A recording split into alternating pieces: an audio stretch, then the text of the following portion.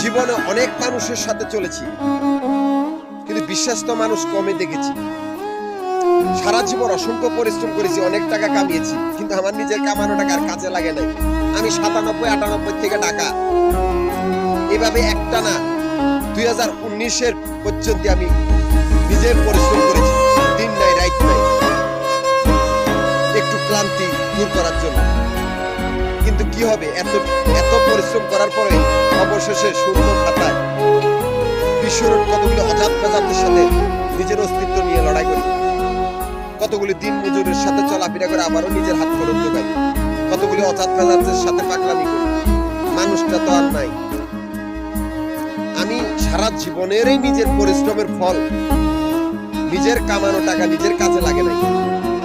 আমি ঢাকা, গাজীপুর, নারায়ণগঞ্জ 3টা জেলার সমিতির প্রধান হয়েছি, অসংখ্য দিন মজুরের সাথেও চলাফেরা করেছি, অথচ আমারই কামানো টাকা আমারই কাজে লাগে না।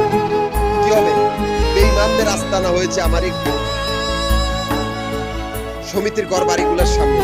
কতগুলি আন্দি বান্দি পোলাপাইনের জন্য আজকে আমি বিশ্বরোড কতগুলি হাইজাকারের সাথে অস্তিত্ব নিয়ে লড়াই করি, বা অজাত প্রজাতের সাথে পাগলামি করি। মানুষ তো আর নাই, আমার কোনো ধর্ম নাই, বা আমি কোনো ধর্মের অনুসারী না।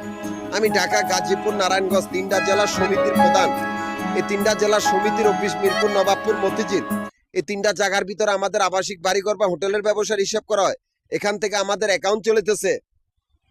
অথচ কি হবে, আমাদের অ্যাকাউন্ট চলিতেছে, অথচ কি হবে, সেই ব্যাংকের বাড়িঘরের ভিতরে বসত করা সেই সব আন্দি বান্দির গোপলা পায়, যাদের ব্যাংকের ভিতরে কোনো অস্তিত্ব আর কর্তৃত্ব নাই।